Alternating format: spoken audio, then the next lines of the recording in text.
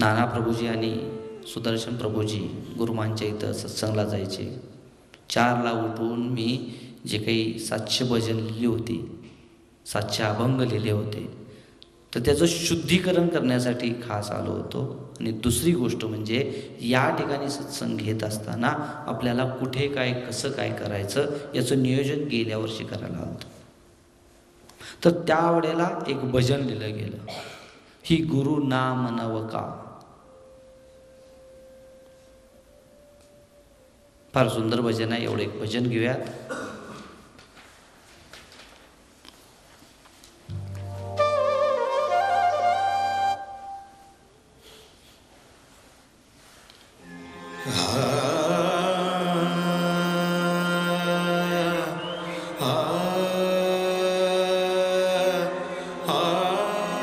गुरु जर पाठीशी असेल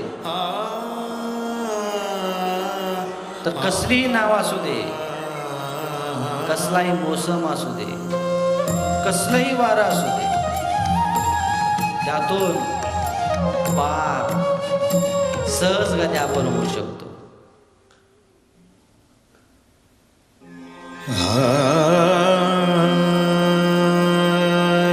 हे भजन नाना प्रभूजींना मी ऐकत असताना प्रत्येक वेळा गुरुजींच्या मागच्या कथा आम्ही एक तास, 1.5 तास या कथा एकमेकाला सांगायचो.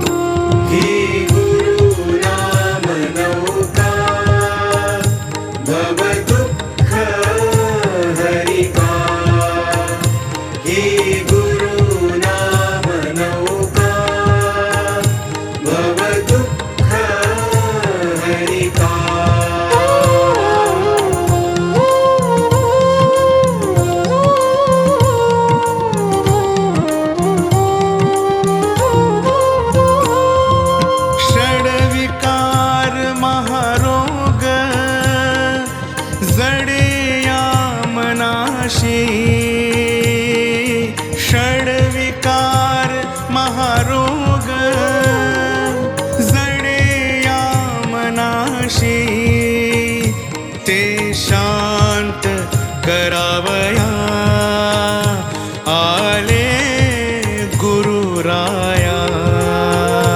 हे गुरु नाम नौका भव दुःख हरिका.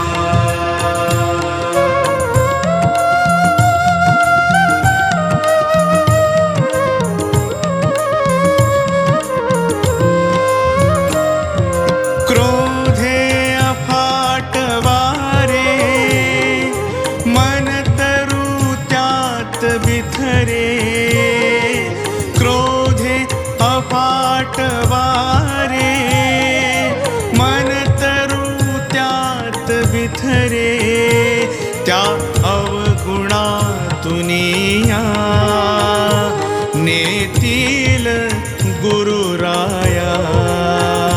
हे गुरु नाम नौका भव दुःख हरिका. भ्रम भवऱ्यात अडली महावादळे सुटली, भ्रम भवऱ्यात अडली महावादळे सुटली, त्यातून काढतीन माझे गुरुराया. हे गुरु नाम नौका भव दुःख हरिका.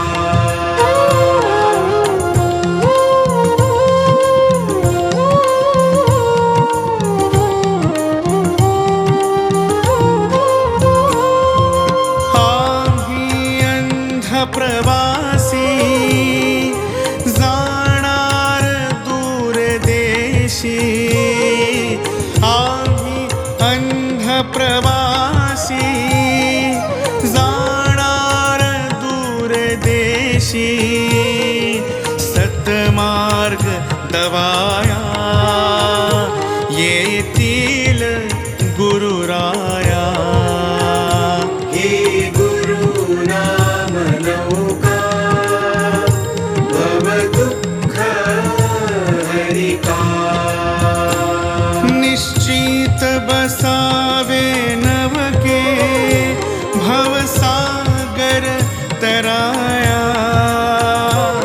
निश्चित बसावे नवके भवसागर तराया, न बुडता नेतील काठी गुरुराया. हे गुरु नाम नौका भव दुःख हरिका.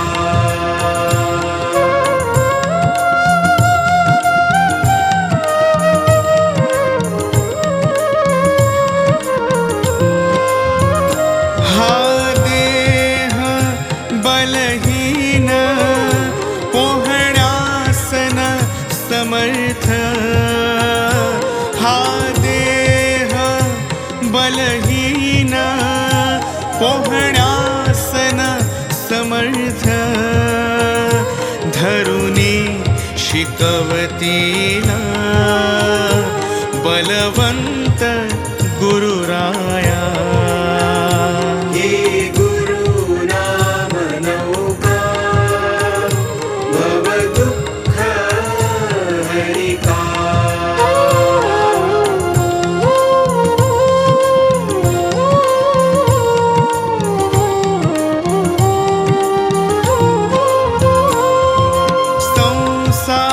फास मोठे बिलगतील गळ्याशी, संसार फास मोठे बिलगतील गळ्याशी, तोडुनिया गाठी तारतील गुरुराया.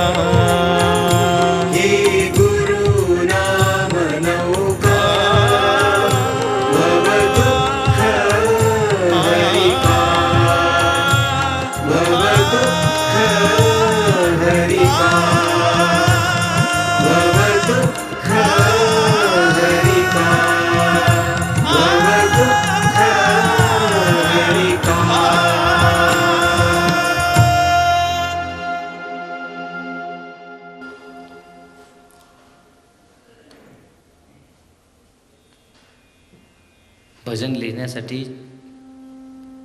अचानक जाग आली 2:30 वाजता. आणि जीवनामधले जे चढ उतार होते त्यावेळेला गुरुचं नाव घेतल्यानंतर हे चढ उतार कसे सरळ झाले याचं स्मरण झालं.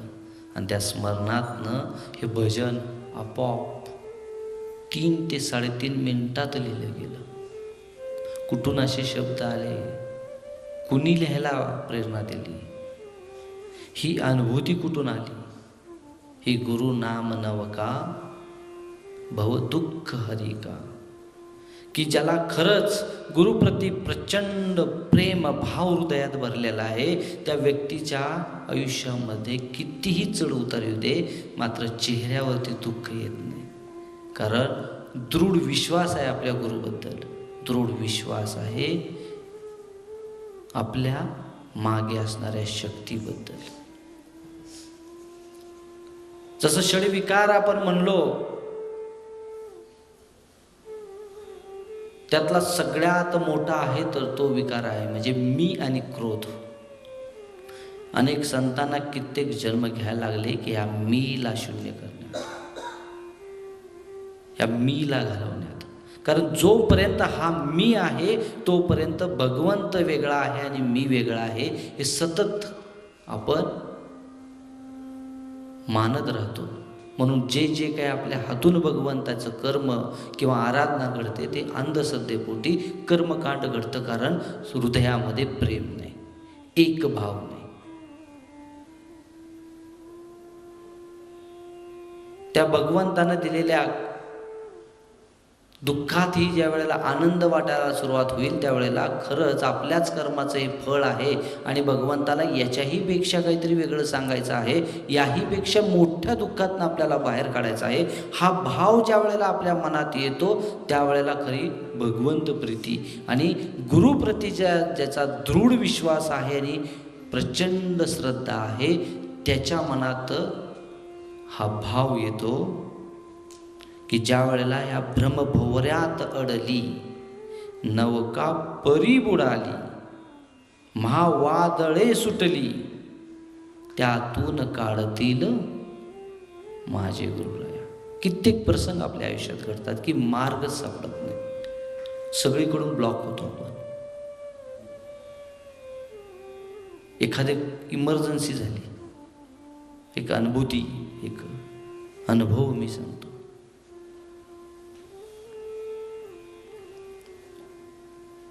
तासगावमध्ये ज्या वेळेला या श्रीधर्माने प्रॅक्टिस चालू केली त्यावेळेला अक्षरशः एक वेळ होती की पैशाअभावी डबा बंद करायची वेळ आली. एकच वेळेला होता तसा बघितला तर डबा, तोच 2 वेळा खायचा. आणि पैसाच नाही, भाडं थटलेलं 2 महिन्याचं, आणि डबा बंद करायची वेळ झाली. आणि तसा त्यांना सांगितलं की मी ज्या वेळेला मागचे पैसे देईन त्यावेळेला मी डबा चालू करेन. त्यावेळेला माळी म्हणून एक स्त्री, तिला ती कशी परिस्थिती बिचारीला कळलेली असावी काय माहिती, तिनं म्हणली नाही मला गडबड नाही, तुम्ही 4 महिन्यांना जरी मला पैसे दिले तरी काय अडचण नाही. हा एक भाग. दुसरा भाग झाला, ज्या मालकांच्या इथं होतो तर 3 महिन्याचं भाडं तटलंय, अरे तू BMS झाला, एवढं सुद्धा कमवू शकत नाही, तुझी लायकी काय, तर अक्षरशः भांडी कुंडी आणि बाकीचं साहित्य घराच्या बाहेर मी नसताना टाकून द्यायची वेळ आली. ज्या वेळेला मी तिथं गेल्यानंतर आमच्या कलिगाने किंवा काम करणाऱ्या व्यक्तीनं ते सांगितलं, त्यावेळेला हृदयामध्ये प्रचंड दुःख झालं की अरे आपण डॉक्टर होऊन सुद्धा एवढं कमवू शकत नाही, देऊ शकत नाही. त्यावेळेला त्या क्षणाला हृदय पिळल्यासारखं डोळ्यातनं पाणी आलं. आणि ही अनुभूती बघा की काढतील गुरुराया, त्या नौकेला बुडवलेला, तर ती अनुभूती कशी, कोण्या एका मित्राला 7-8 वर्षापूर्वी उसने म्हणून 25,000 रुपये दिलते, मीही विसरलो होतो किंवा त्याला मागायचं बंद केलं होतं. तर 7 वर्षानंतर त्या मित्राचा फोन येतोय आणि म्हणतोय तुझे जे पैसे आहेत ते मी टाकतो, तुझा अकाउंट नंबर सांग. हा जर दृढ विश्वास नाही राहिला तर मात्र तुम्ही दुःखात दुःखात दुःखात दुःखात दुःखात दुःखात गर्त होत जाता. त्यामुळे प्रत्येक दुःखाच्या वेळेला ही गॅरंटी पाहिजे की माझे सद्गुरू माझ्या पाठीशी आहेत आणि ते 100% मला या परिस्थितीतून काढणार म्हणजे काढणार. हा दृढ विश्वास जर तुमच्यात नसेल तर तुम्ही त्या परिस्थितीमध्ये अडकून राहता, त्या चक्रव्यूहामध्ये अडकून राहता. तसंच उद्या कथा घेणार आहे की एक महान पंडित एका चक्रव्यूहात अडकला की ज्याला गुरुचं स्मरण नव्हतं, तर त्याच्या नशिबाला काय आलं. ही होणार आहे सकाळची कथा.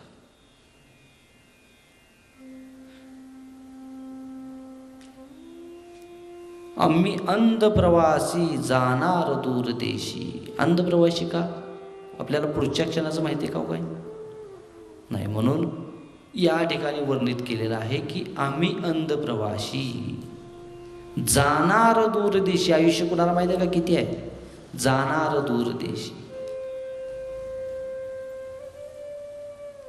जवळचा पैसा अडका होता तो गेला, अतिशय प्रिय असणारी वस्तू सोडून गेली. आणि अशा अवस्थेत ज्या वेळेला तुम्ही दुःखात राहता त्यावेळेला तुमच्या पुढे सोनं जरी पडलेलं असेल तरी तुम्हाला ते मौल्यवान वाटत नाही, कारण दुःखाच्या गर्तेमध्ये आपण अडकलेलो आहे. आम्ही अंध प्रवासी जाणार दूर देशी, सत मार्ग दावया येतील गुरुराया. या परिस्थितीमध्ये जर सद्गुरूवरती जर श्रद्धा पूर्ण असेल, सद्गुरूचं नामस्मरण जर आपण घेत असू तर 100% ते कोणत्या ना कोणत्या उकलमध्ये, उपायामध्ये तुम्हाला तुमच्या समोर सदैव दिसतील. निश्चित बसावे नवके. या भ्रमभोवर म्हणजे संसाराचं जे भ्रमभोर आहे की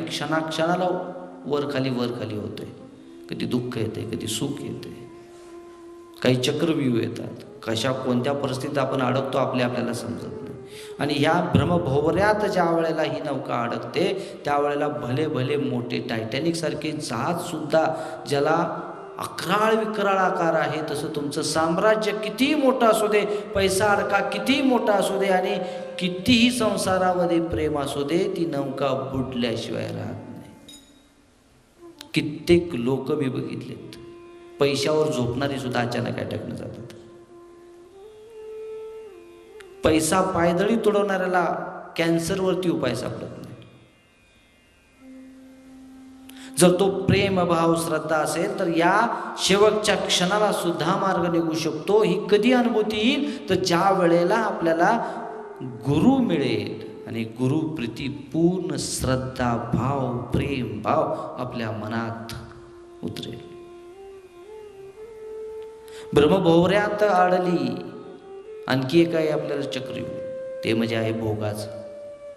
मग व्यसन असेल, स्त्री भोग असेल, अलंकृत दागिने घालायचं भोग असेल, किंवा पैसा प्रचंड कमवायचा आणि खर्च करायचा याचा भोग असेल. या ब्रह्मभोवऱ्यात इतका अडकलेला जातो की आपल्या समोर येणारा एक महान संत सुद्धा आपल्याला साध्या वेशातच दिसतो आणि साध्या वेशातच आपल्या बरोबर राहतो. त्याचं महात्म्य आपल्याला समजत नाही. जो अंग संग आयुष्यभर राहिला परंतु शेवटच्या क्षणापर्यंत कळला नाही की हा आत्मज्ञानी आहे आणि हा माझ्या आयुष्याचा उद्धार करण्यासाठी आलेला आहे, हे कळणार कधी? ह्या ब्रह्मभोवऱ्यातनं जर तुम्ही निघणार असाल तर, किंवा तुमच्या मनात एवढं जरी ठिणगी पेटली की मला सद्गुरूची गरज आहे, मला आशीर्वादाची गरज आहे, मला सद्गुरूच्या खऱ्या प्रेमाची गरज आहे. आम्ही अंध प्रवासी जाणार दूर देशी, सतमार्ग दावया येतील गुरुराया. निश्चित बसावे नवके भव सागर तराया, न बुडिता नेतील माझे गुरुराया. संसाराचा हा जो काही सागर आहे याच्यामध्ये महा सुनामी येतात.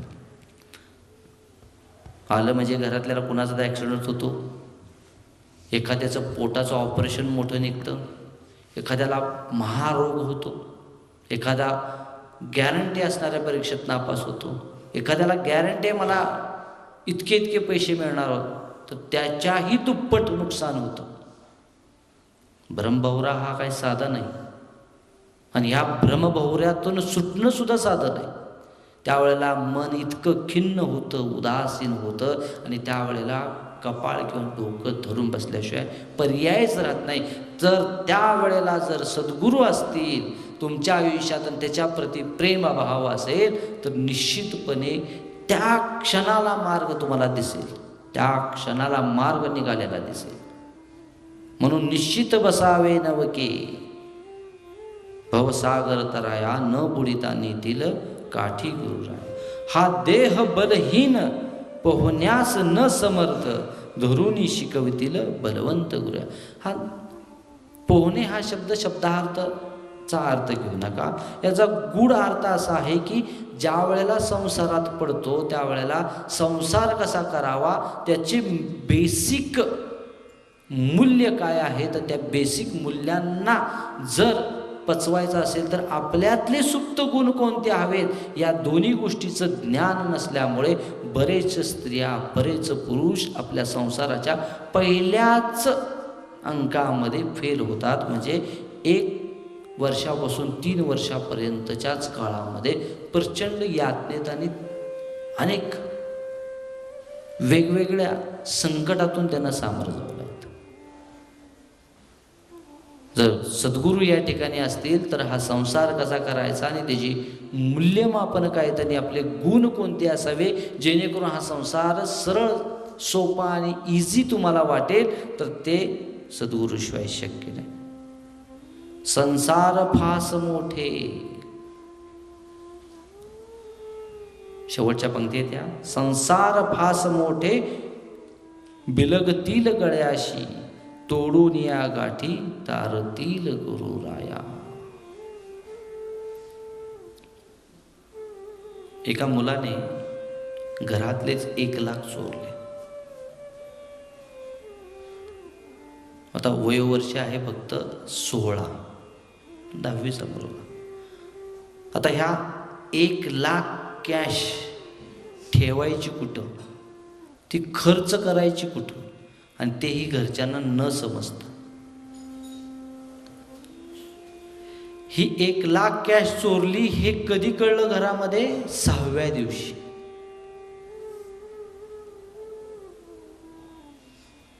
ज्या वेळेला 6व्या दिवशी कळलं त्यावेळेला नाना शंका नाना कुशंका अनेक व्यक्तींवरती शंका कुशंका घेऊन पडताळणी करण्यात आली. याच्यात गेली 15 दिवस.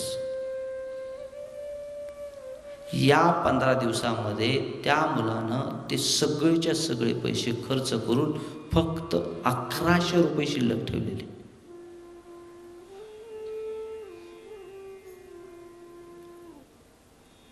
संसार फास मोठे, त्यांना कळलं नाही की आपल्या घरातले पैसे गेलेत.